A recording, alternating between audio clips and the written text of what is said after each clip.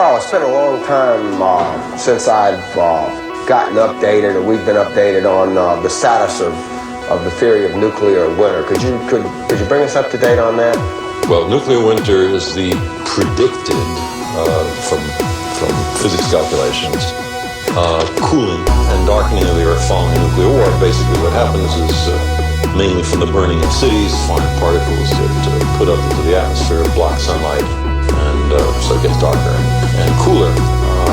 We did, more than 5 years ago, a set of calculations showing that the effect was horrendous, even for a small nuclear war.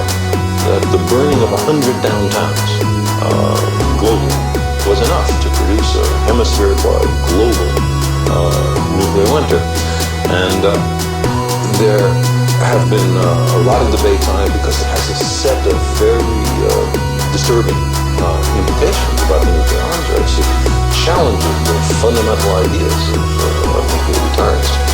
And there's been a lot of fight. What's happened now is that there's been a very nice convergence. Some of the prior claims that it's only a nuclear autumn, it's not so bad, it's not as bad as a nuclear winter, turn out to have occurred from everybody not putting the same smoke at the same altitudes.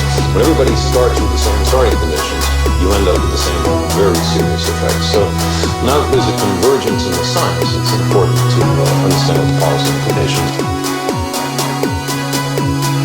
One policy implication, it comes back to your question a minute ago about how many nuclear weapons is enough, is the idea that if Nation A makes a massive attack for whatever reason on Nation B, Nation B doesn't do anything to defend itself or to retaliate. Nevertheless, the smoke that gets raised over Nation B circulates around the world, covers Nation A. Nation A gets cold and dark and the agriculture fails, and Nation A has destroyed itself by launching a nuclear war on Nation B. The main consequence of nuclear winter is massive agricultural failures. And many international study groups have now concluded that the net result of mass starvation can account for many billions of lives. So there's only 5 billion. How many is many?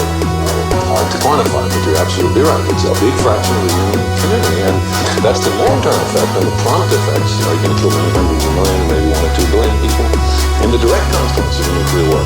So it now appears that nuclear war certainly will destroy the nations involved in nuclear war.